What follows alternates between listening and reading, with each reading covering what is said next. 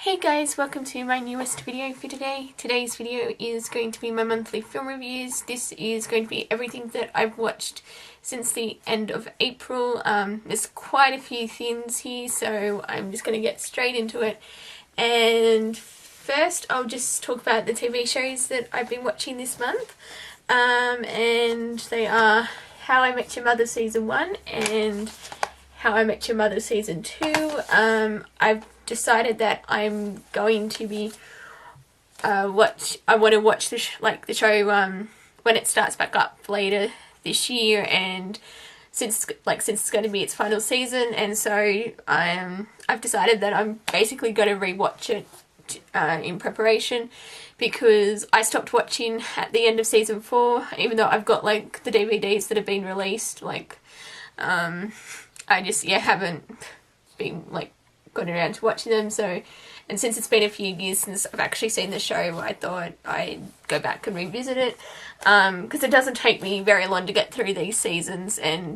But yeah, it's been a lot of fun going, at least with these early seasons. Season 2 especially, because I think this is actually my favourite out of the ones that I've seen. So but yeah, I just forgot how addictive this show can be, or at least, back when it started, since I've heard the quality does go downhill towards the end. But because I've decided that for these I'm going to be watching 2 seasons a month. So this month I did season 1 and 2, then next month will be 3 and 4, 5 and 6, and that'll take me through to the end of August.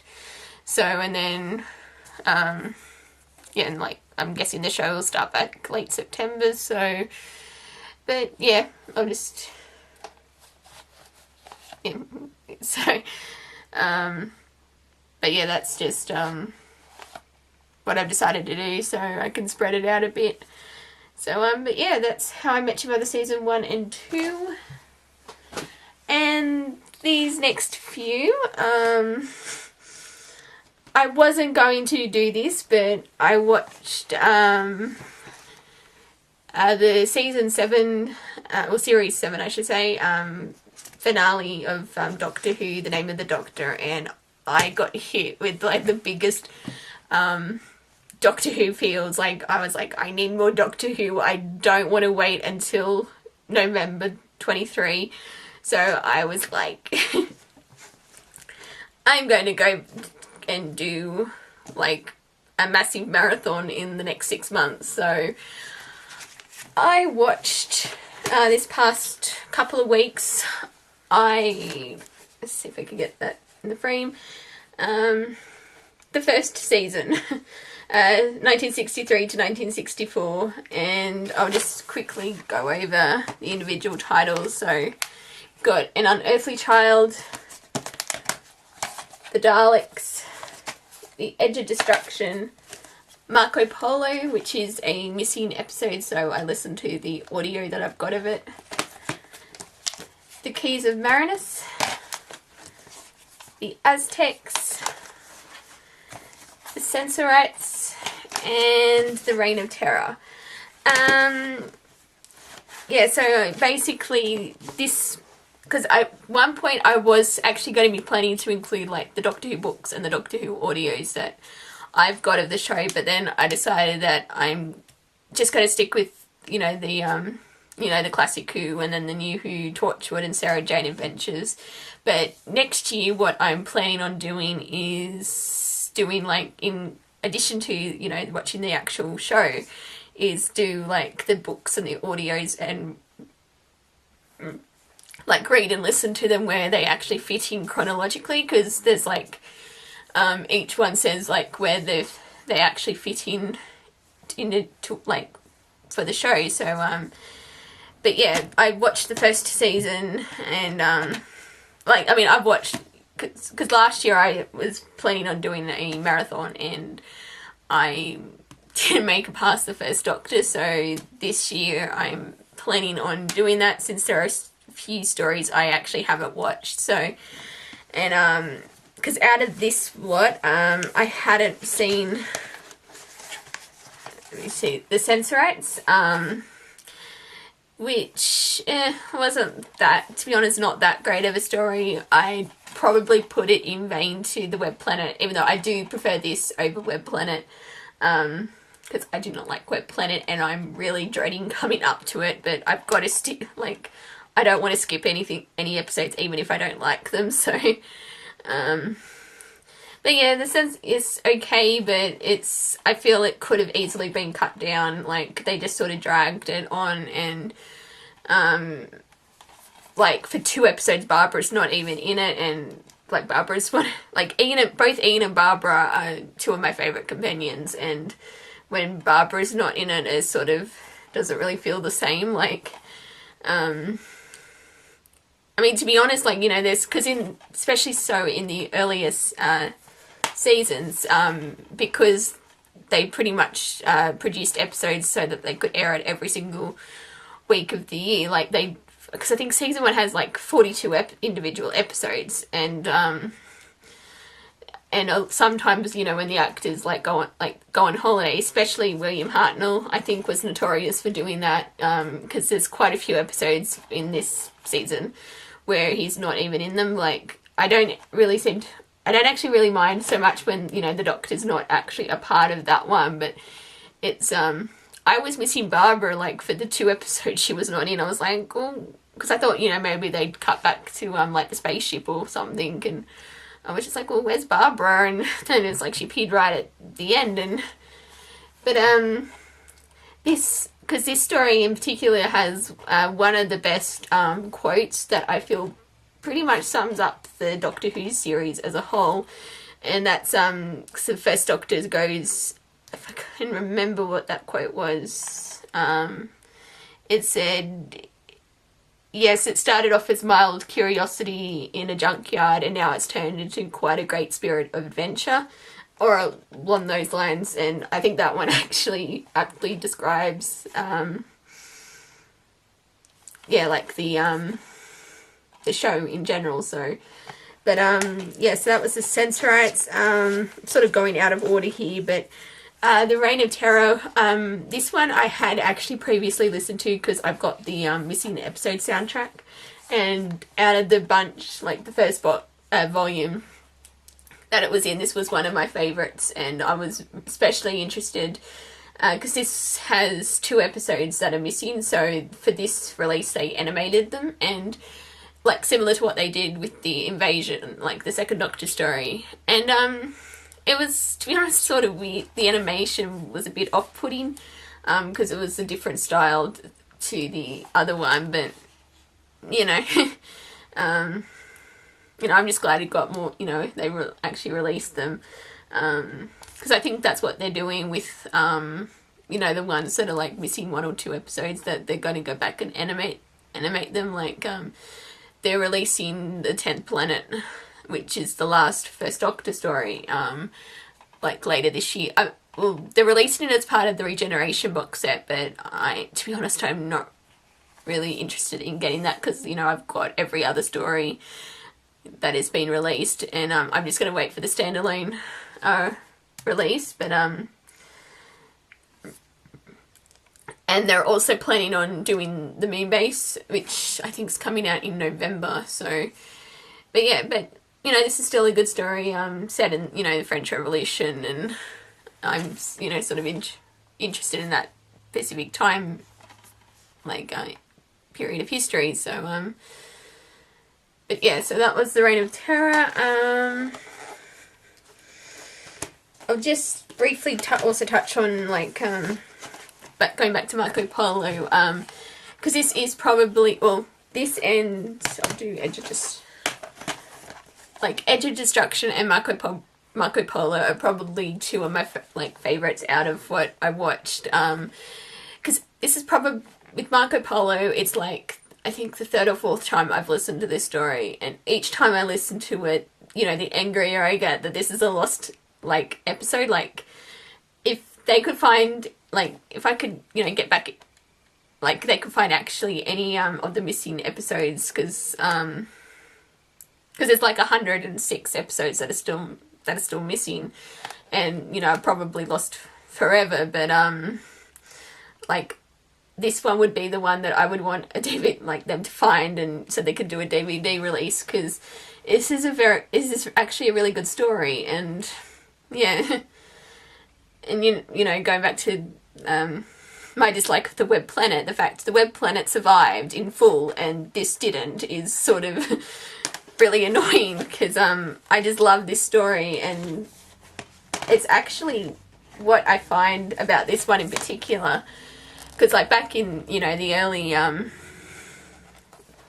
First Doctor like stories, because like you had Ian, who was a science teacher, and Barbara, who was a history teacher, and it was like meant to be like an educational show for like children and that, and there's actually a lot of science, like, you know, the First Doctor explaining condensation to Marco Polo, and then Ian gets in a few different like scientific explanations as well. So, but yeah, I just kind of find that interesting. So, but yeah, so that's Marco Polo. And briefly, Edge of Destruction, I think for me personally is quite underrated, because it sort of seems to be one of those ones where people either love it or they hate it.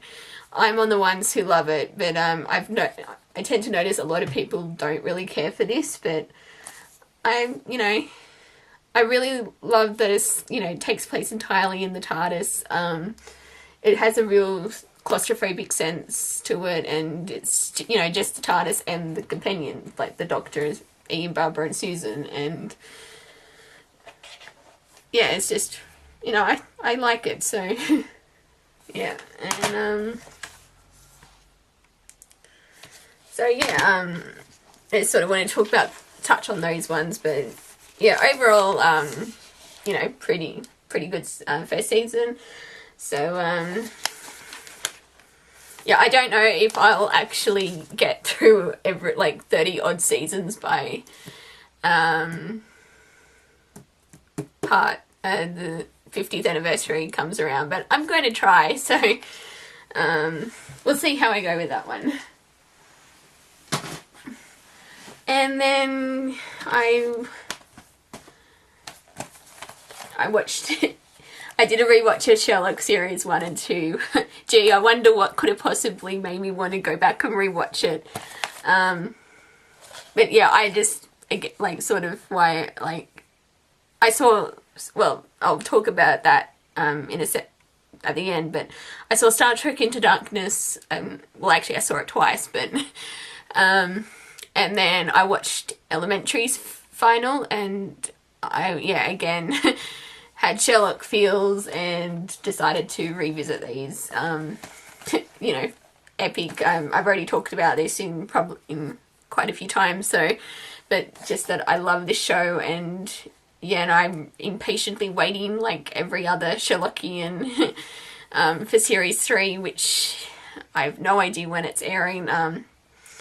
I'd say it probably won't be till probably won't see it before the end of the year at the earliest.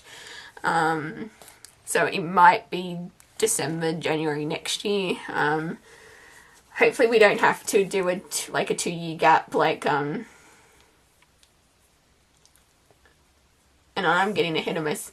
Or like, because there was quite a gap between series 1 and 2, so I'm sort of hoping that don't have to wait that long. So, but yeah, I've been trying to keep out of like the Setlock tag on Tumblr and that, but I just keep going back because I mean, I don't want to try and like be spoiled too much, but yeah, I can't help myself sometimes. So, but I'm gonna try and hold off not watching these till I know for sure when like again like when series 3 finally gets an air date, so I can do it in preparation, like rewatch them in preparation for that. But yeah, so that's Sherlock series 1 and 2.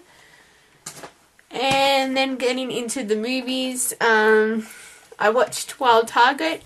This was the first time viewing for me, and because this Shannon, Underworld Angel 24, she had this in one of her updates and she recommended it, and I decided to give it a try, and I really liked it. I liked it a lot more than what I thought I would. You know, it's just, I guess you'd call it British comedy because it's, I think most of the actors are British, and, or like it's set in, yeah, I'm just going to call it a British, like, or dark comedy. I don't think like comedy, but it's got Bill Nye, I have no idea how to say his name, Emily Blunt, Rupert Grint, and Martin Freeman. I was actually surprised at how, because that's, yeah, I was actually surprised by how big a role Martin Freeman actually had in this. I knew he was in it, but I didn't realise, because he's actually like the main bad guy in this, so I got a huge kick out of that. So, but yeah, it was, I enjoyed it, so there we go. Wild Target. Then I watched, this was a rewatch, Into the Woods. This is just the DVD, because they announced that they're doing a musical adaptation of this, and like with Johnny Depp and Meryl Streep, and I was really curious, like, well, I'm looking forward to like seeing how they would do it, because because the staging in this show is kind of like quite unique, and you know, and the fact, because Disney is doing it as well, I think Disney's producing it, so that's going to be interesting as well, because it's like quite a dark musical. Like it's, I mean, it's, you know, based on fairy tales, but it's more the Brothers Grimm fairy tales, not the actual Disney like version. So but yes, I love this musical, so I'm going to be curious to see how this eventuates. Like because I've got, who's the director? Rob Marshall, is that his name? Or the guy who did Chicago and 9, I think that's his name, but I'm not 100%. Yeah, he's going to be doing this, so yeah, and I wanted to rewatch it, so but yeah, that's Into the Woods. And then Easter Parade, this was the first time viewing on Blu-ray. I mean, I've seen this before, like, but this was the first time I watched it on Blu-ray, so, and yeah, you know, Fred Astaire, Judy Garland, it's, you know, classic musical, so, yeah, I like this one, so, yeah. It's Easter Parade, and then Armageddon. I was in the mood for a disaster film, because I've seen the DVD, like, I watched my DVD quite a few years ago, and so, but I've, you know, since upgraded it to Blu-ray, and I decided to check it out again, so I like this one, so, because I think a lot of, I don't know, because I think Michael Bay films tends to get, I don't know if controversial is the word that I use, but I don't go into a Michael Bay film expecting a plot. I just, you know, go in like explosions and, you know, what's the movie, Popcorn, like, type film. Like, yeah, I'm not expecting, you know, anything, like, not really anything. I just, you know, want to go in for this, like, to enjoy the film, not,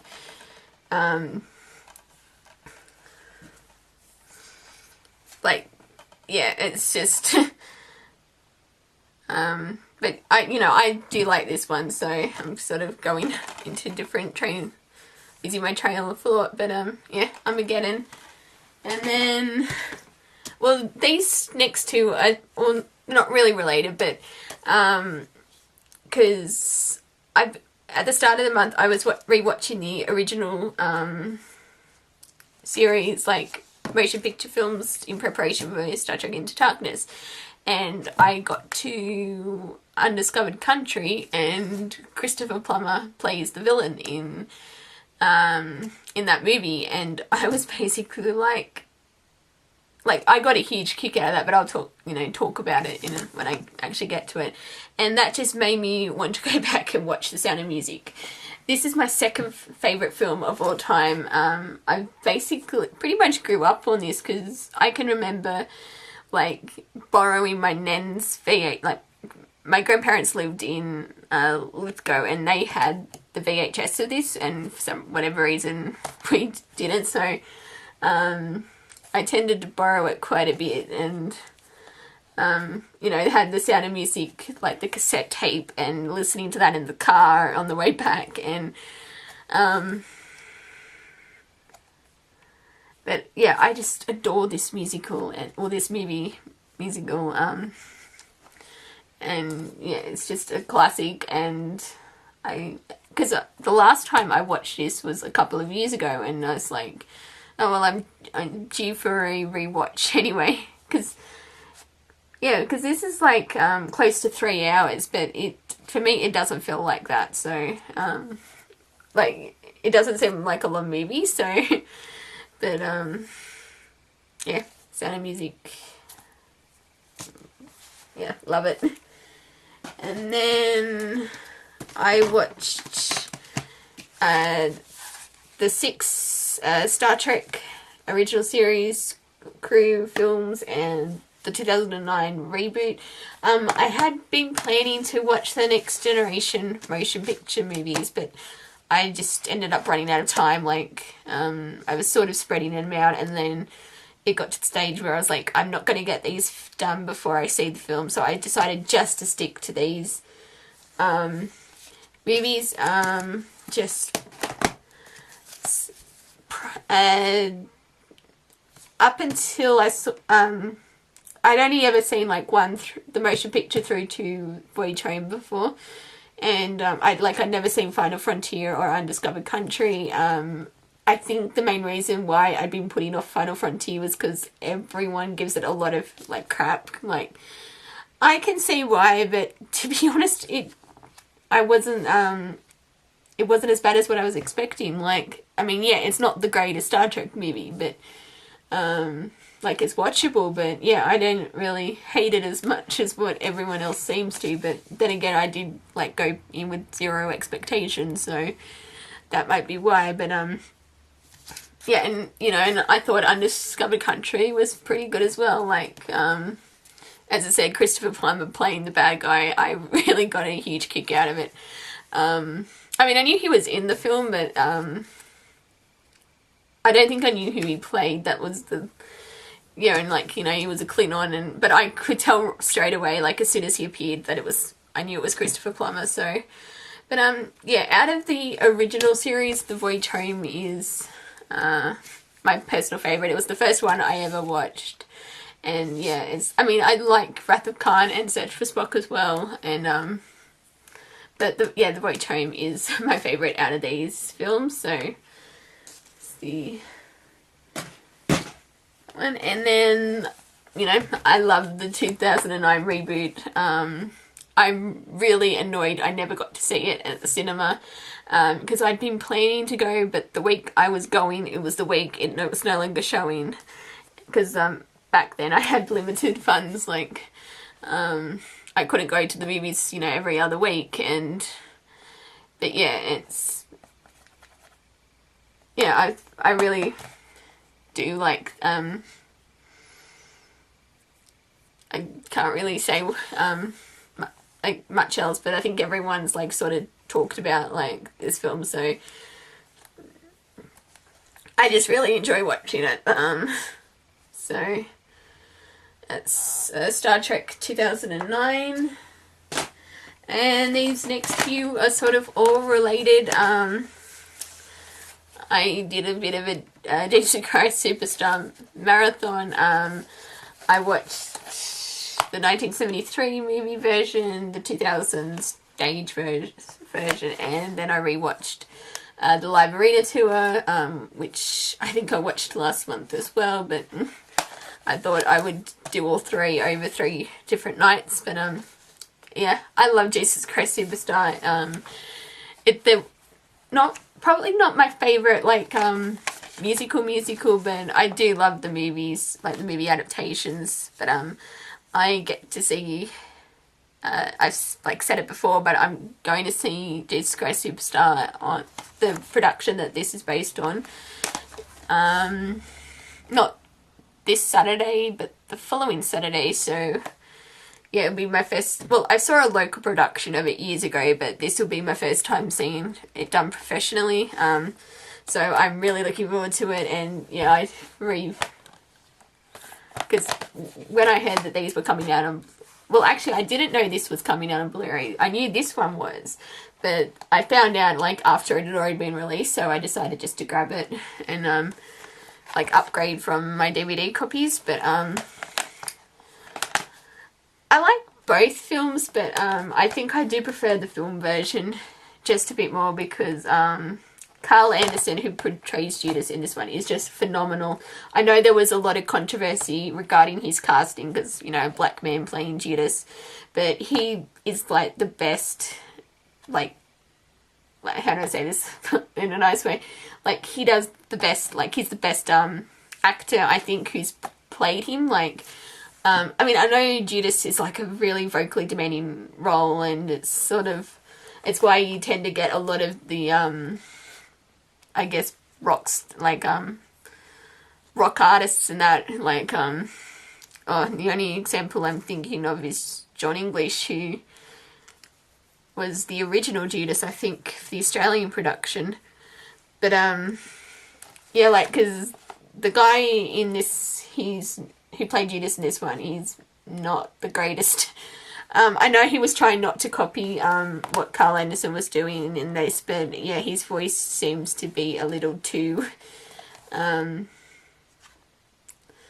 don't know if screechy's the right word, but yeah, it doesn't sound like he's on key half the time, so, but yeah, but then I think Tim Minchin in this one, he does a pretty good job, so it's but yeah, it's, you know, I mean, I'm not religious by any means, but I do love the music in this, so yeah, that's Jesus Christ Superstar, all 3 versions that are released on Blu-ray, so.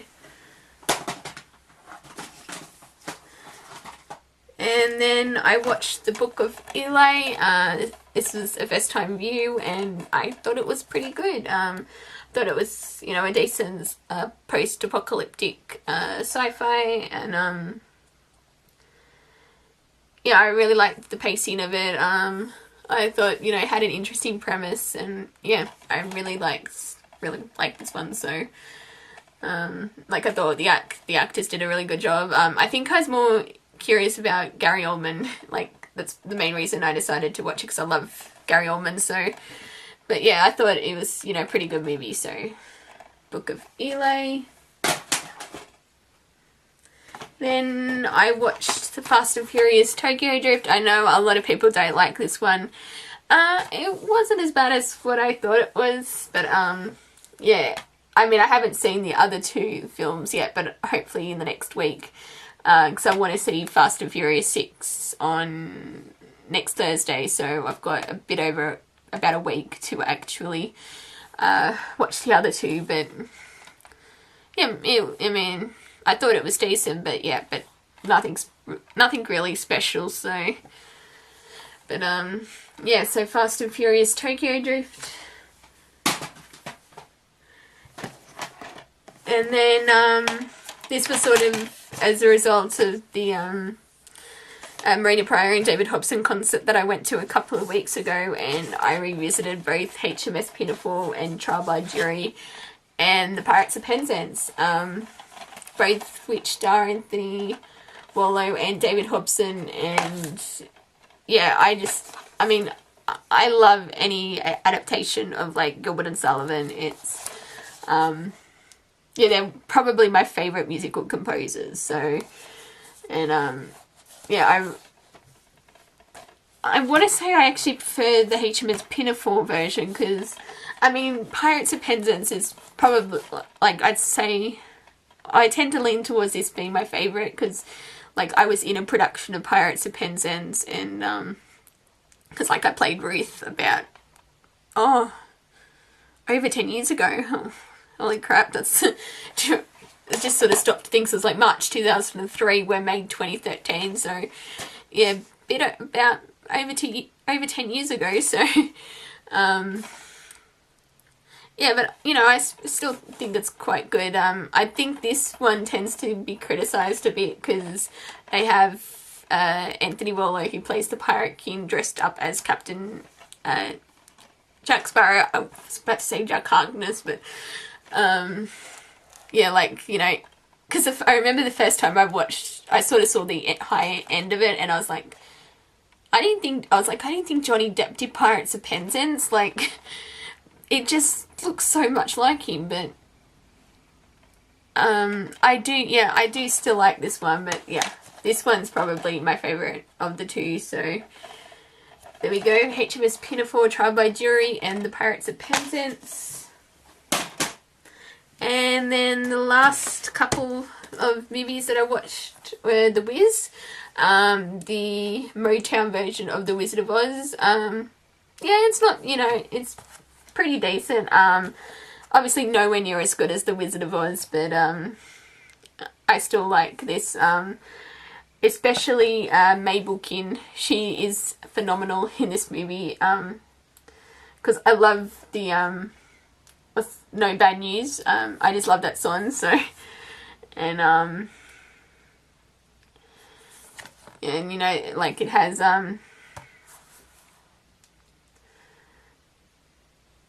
like who's, you know, I mean, this because of course this has, like, you know, a very young pre-white Michael Jackson in this, like, because I actually did have this on DVD, because I think after he passed away they were releasing a lot of his movies, so I think that's why I ended up picking it up, and yeah, I like watched it, but then I found out this came out on Blu-ray, so I decided to add it to my musicals on Blu-ray collection. So yeah, I still, yeah, you know, I like this movie, so you know, I like most musicals, so but yeah, that was The Wiz. And then the last of the like Blu-ray movies that I watched, I did a rewatch of Camelot, the 1967 musical with Richard Harris. I love this musical again. Again, nearly 3 hours long, but it does not feel like 3 hours. And but yeah, it's because like it has that, like, you know, this one has some of my favorite like musical theatre songs, like What Do the Simple Folk Do, C'est Moi, I think that's my French pronunciation's not that good, but yeah, I do like I actually like the Legend of King Arthur, so you know, a musical adaptation's always a bonus, at least for me, so but yeah, it's Camelot. And then just quickly over the two, because I only saw, well, I saw two movies this month at the cinema, but I saw this same movie twice, and that was, let me see if I can, Star Trek Into Darkness. Fracking amazing. I loved it. 10 out of 10. Yeah, I really could not fault it. I know a lot of people did. I know it's, yeah, been, you know, criticised because they got a white guy playing Khan. But some people found it a bit like with Alice Eve's portrayal, they thought it was sexist, but I didn't really have that much of an issue with it. I mean, I can see why some people were a bit uneasy with it, but like, I really loved the movie. I didn't really find any, yeah, as I said, didn't find any real fault in it. Benedict Cumberbatch was just incredible as Khan. Like,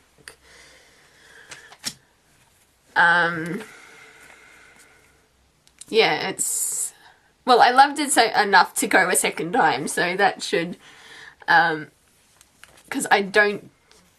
there's only been so many movies where I've gone for a repeat viewing, like, I mean, the most I've done is The Avengers, which I saw 7 times.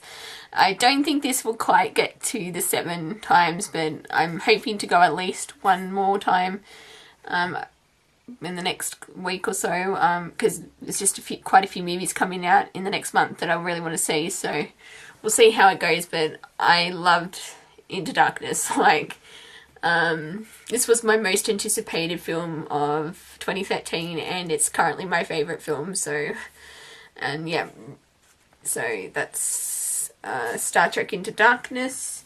And then today I went to see The Great Gatsby. I saw it in 3D.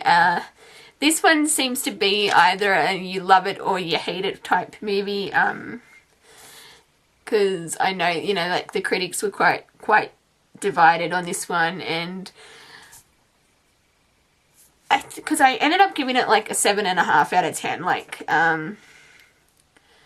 because I wasn't, like, I went into it not really knowing what to expect. I've never read the book, even though I have it, but I was hoping to read the book before I went to the movie, but I actually do want to go back and, like, actually read the like the novel now. But yeah, like, because when it first started, I think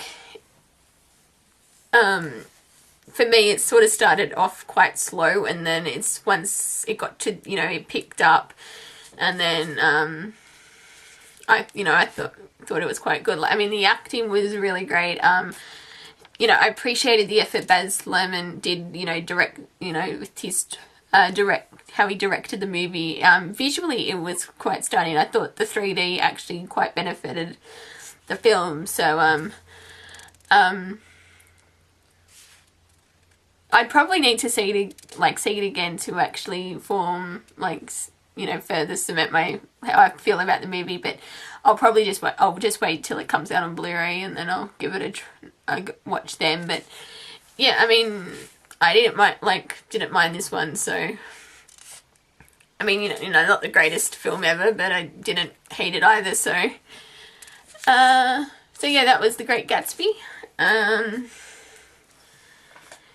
So yeah, that is it. Quite rambly, and I lost my train of thought quite a few times, but I think that's the case with most of my videos. So yeah, I don't really know what else to say, so I would just leave it there, and until my next video, I will see you guys next time. Bye!